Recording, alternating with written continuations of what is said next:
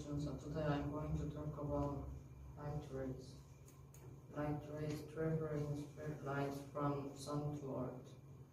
Life on earth couldn't survive without sunlight.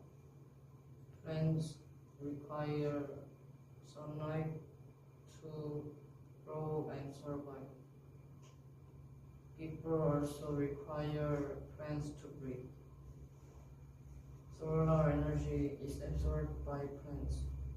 They do this with their leaves. Using solar energy, tiny holes in the leaves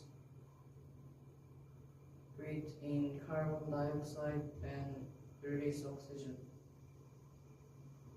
The plants also release oxygen in this manner. Also, people